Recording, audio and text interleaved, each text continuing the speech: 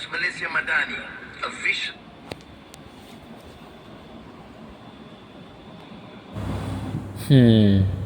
Rupa-rupanya masih banyak perkara yang aku tidak faham tentang Malaysia Madani ini.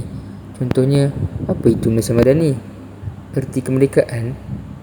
Serta apa kaitan Malaysia Madani dengan kemerdekaan? Perkara ini sesuai dibincangkan dengan rakan-rakanku, iaitu Ilham dan Habib.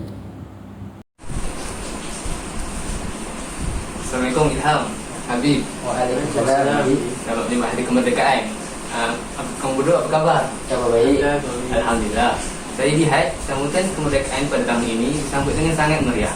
Saya baru saja pulang daripada sambutan kemerdekaan yang diadakan di Putrajaya. Seluruh rakyat Malaysia daripada pelbagai kaum sangat bersemangat menghadiri sambutan tersebut. Sepanjang jalan di sekitar dataran Putrajaya dipenuhi dengan rakyat Malaysia daripada yang kecil sehinggalah yang dewasa. Mereka sanggup berada di bawah cahaya matahari untuk bersama-sama menyambut sambutan Hari Kemerdekaan dan menunjukkan sangat semangat patriotisme yang ada pada rakyat Malaysia.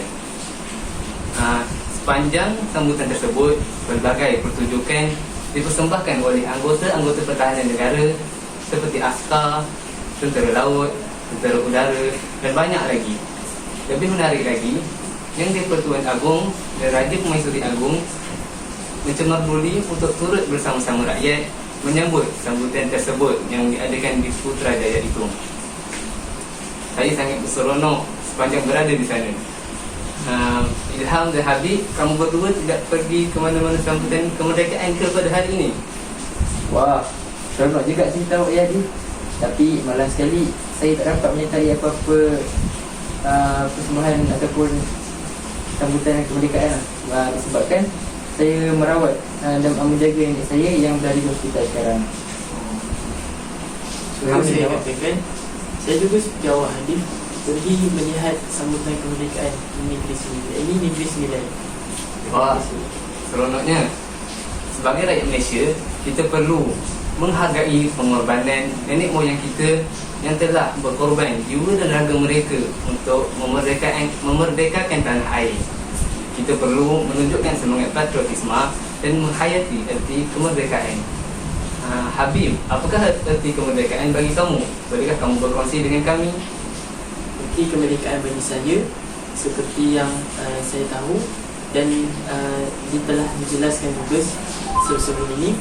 Merdeka ini berarti bebas daripada cengkaman kuasa asing dan bebas menentukan pemerintahan dan hala tuju negeri ataupun negara sendiri. Seperti yang kita sudah lalui waktu zaman persekolahan, kita juga sudah melalui zaman peperdesaan yang mana sangat menggugat diri kita. Kita rasa terbeban, dan apabila kita sudah habis satu peperdesaan besar seperti yang kita sudah lalui, iaitu SPM, kita rasa bebas dan ditarifkan juga sama seperti kemerdekaan negara kita. Saya ingin berkongsi tentang tarif kemerdekaan menurut Kamus Dewan, iaitu bebas daripada penjajahan, kurungan atau naungan. Negara kita juga merupakan negara yang berdaulat, iaitu merupakan kuasa yang tertinggi.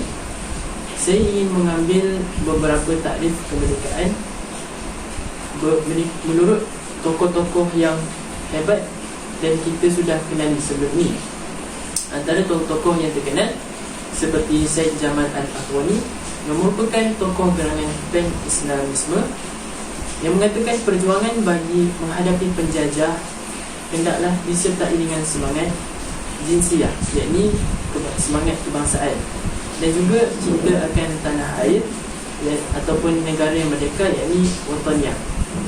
Rakyat yang bebas merupakan rakyat yang membebaskan diri daripada pencurian luar dengan bersatu padu bagi mempertahankan maruah diri bangsa dan negara. Saya ambil juga daripada Mahatma Gandhi yang merupakan tokoh pejuang kemerdekaan bagi negara India itu sendiri, yang mengatakan kemerdekaan ini perlu memahami situasi politik, merangkumi ekonomi dan juga moral. Seterusnya saya pergi kepada negara yang paling dekat dan lagi awal merdeka daripada kita, iaitu negara Indonesia. merupakan, kalau kita kenal presidennya waktu ketika dahulu, iaitu Soekarno. Kemerdekaan menurut beliau bermaksud bebas selamanya, iaitu mempunyai kebebasan untuk kita berfikir, bukan bebas daripada penjajahan negara itu sendiri, tapi daripada pemikiran kita juga, penindasan dan rezim autokratik daripada negara lain. Dan yang terakhir, saya ambil daripada tokoh politik yang amat masyhur dan amat disegani, iaitu Tun Dr. Mahathir bin Mohamad, yang mana merupakan Perdana Menteri Malaysia yang keempat dan juga yang ketujuh. Mereka menurut beliau bermaksud menghayati jiwa mereka dengan sayangi negara kita sepenuh hati dan sanggup berkorban demi negara.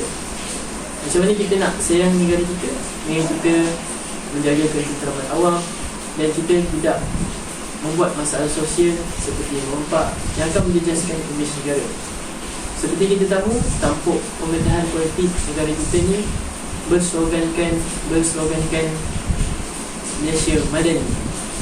Justru itu, saya ingin tertahu dan saya tertanya, apakah yang dimaksudkan dengan Malaysia Madani ni? Ada di antara kita yang tahu apakah maksud Malaysia Madani? Untuk menjawab persoalan itu, saya ingin menerangkan sedikit tentang latar belakang serta sejarah bagaimana berlakunya atau kemunculan konsep Malaysia Madani ini. Seperti kita tahu, selepas pilihan raya umum yang ke-15 iaitu PRU 15, terjadinya atau kemunculnya sebuah kerajaan baru yang dikenali sebagai Kerajaan Perpaduan. Kerajaan ini dibentuk oleh Perdana Menteri kita yang ke-10 iaitu Datuk Seri Anwar Ibrahim.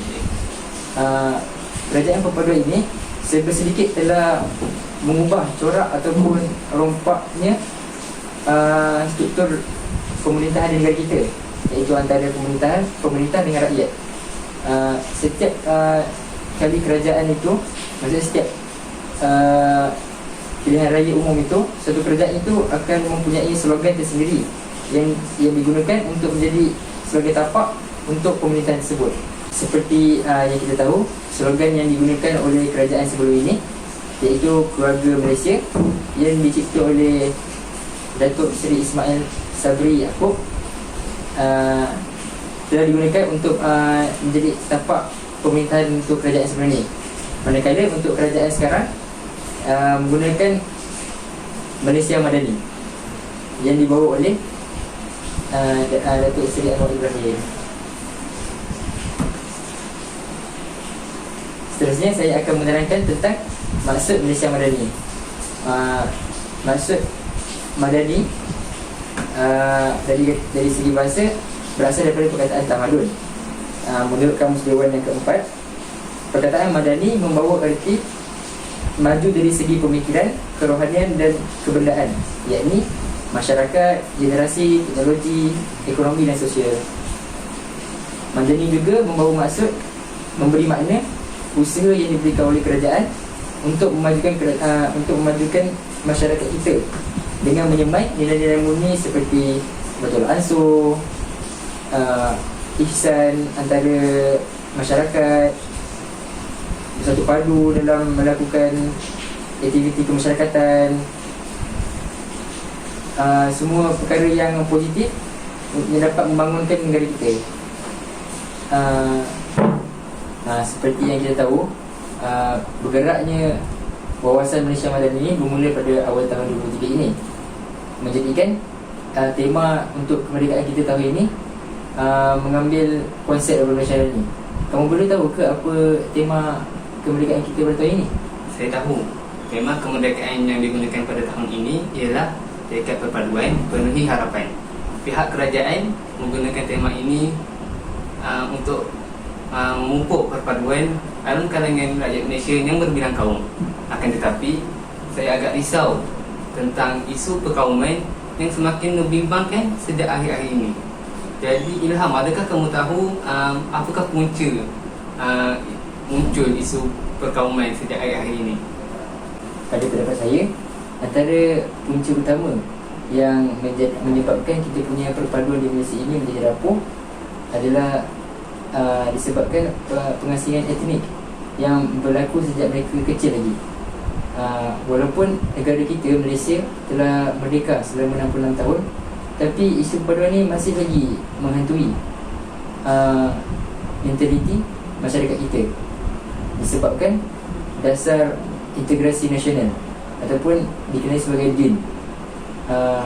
Untuk pengetahuan kamu berdua, integrasi ni satu konsep yang digunakan untuk menyatukan satu masyarakat yang mempunyai ataupun berasal daripada latar belakang yang berbeza, budaya, seperti budaya, bahasa serta agama mereka yang berbeza.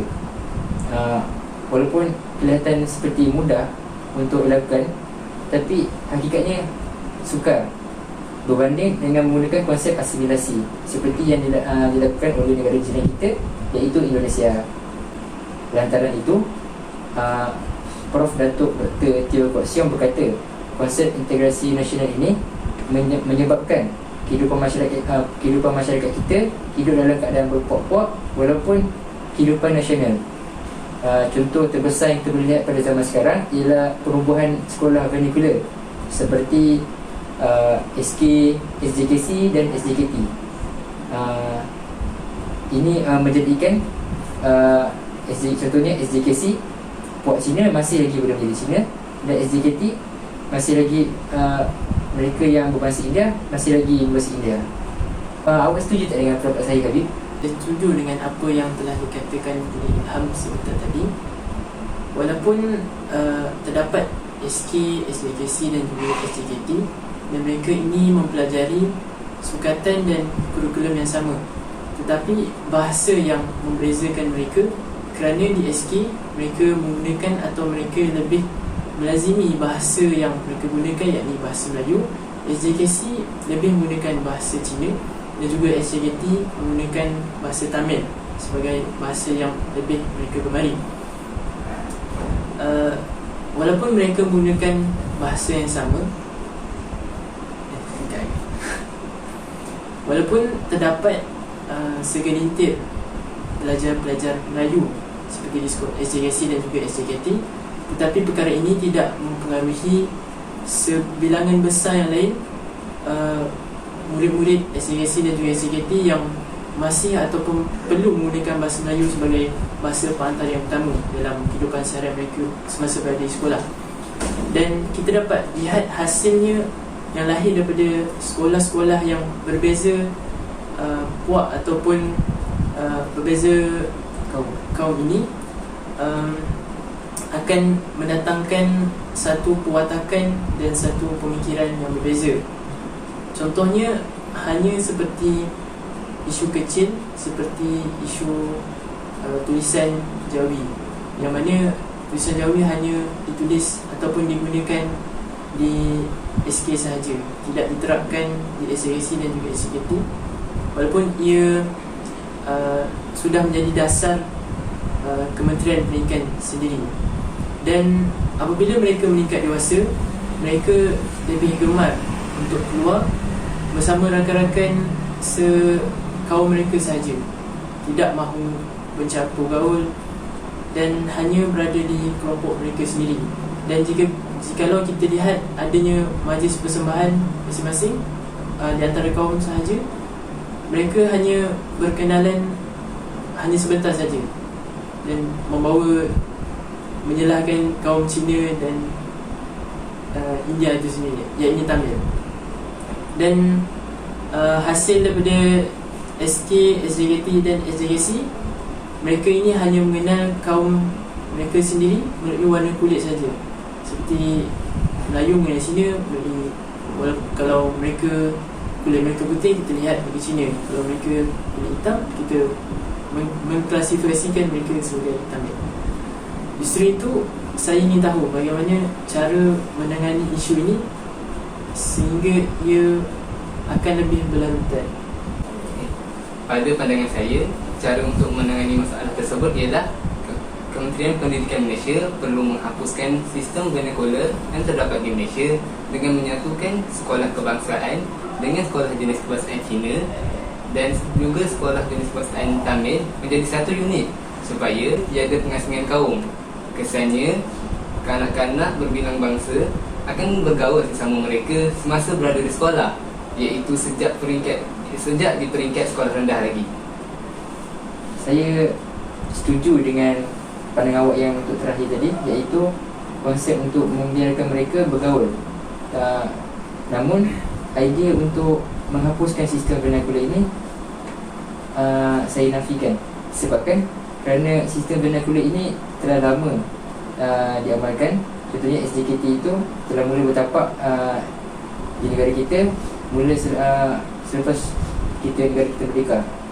So jadi selain itu, dana untuk kita gunakan untuk mencipta sekolah baharu juga tidak mampu ditampung oleh negara kita. Seperti yang dikatakan Presiden MIC, iaitu Datuk Seri Dr. S. Subramaniam. Beliau juga menolak keras tentang idea pemusnahan sistem vernacular ini. Menurut beliau, kita hendaklah melihat pada kelemahan perpaduan yang berlaku setelah peringkat sekolah menengah, supaya perpaduan yang harmoni dapat dihasilkan. Sebenarnya kita pula sebagai rakyat Malaysia hendaklah menyokong segala usaha yang dilakukan oleh pihak kerajaan untuk meningkatkan perpaduan di peringkat menengah. Habib, bagaimana pendapat awak tentang cara meningkatkan perpaduan dari segi bahasa pula? Pada pendapat saya, cara meningkatkan perpaduan dari segi bahasa itu tidak dapat diubah kerana sistem ini sudah lama bertampuk ataupun duduk di dalam SK, SJKT dan SJBS itu sendiri. Tetapi bagi pihak kerajaan boleh menambahkan ataupun menitik beratkan tentang sistem kurikulum yang berunsurkan patriotisme, yang mana para murid-murid sekolah vernacular ini akan lebih merasakan cinta akan negara dan kenal erti perpaduan yang sebenar untuk bergaul dengan masyarakat ataupun kaum yang lain seperti Melayu, Cina dan India, yang mana Malaysia sendiri mengamalkan konsep harmoni dan perpaduan bersama kaum itu sendiri. Kesimpulannya, kita perlulah bekerjasama bagi awal dengan tebing demi mengekalkan keharmonian negara. Jadi Habib, apakah pengajaran yang awak dapat kongsikan tentang apa yang kita telah bincangkan tadi? Saya rasa sikit pengajaran tentang perpaduan, mana kita sebagai individu dan kaum Melayu sendiri tidak perlu mengharapkan kerajaan sendiri untuk mengekalkan perpaduan kaum, kerana bab kata pepatah, bagai enau dalam luka melepaskan pucuk masing-masing, kerana setiap kaum mempunyai dan mengambil peranan masing-masing untuk mengekalkan perpaduan kaum Malaysia ini. Dan bagaimana pula dengan pandangan awak? Antara intipati ataupun pengajaran yang saya dapat yang menyentuh perasaan saya pada hari ini, mengajar saya pentingnya perpaduan itu bagi sebuah negara, walaupun negara itu negara yang maju ataupun negara yang masih sedang membangun. Kerana perpaduan ini antara rakyat dan masyarakat dapat menghasilkan negara yang harmoni dan tanpa konflik. Sebagai contoh, ada ke orang yang ingin hidup di negara yang sering huru-hara, berperang? Jadi kan, walaupun semaju mana pun negara itu, namun jika perpaduan mereka rapuh, bab kata peribahasa, bersatu teguh, bercerai roboh, mereka tidak akan kemajuan mereka itu tidak akan berkekal lama. Wah, dalam sungguh perbincangan kita tadi. Oh, sudah masuk waktu Isyak. Mari kita salat berjemaah di masjid sama-sama. Oh, Jom. jom.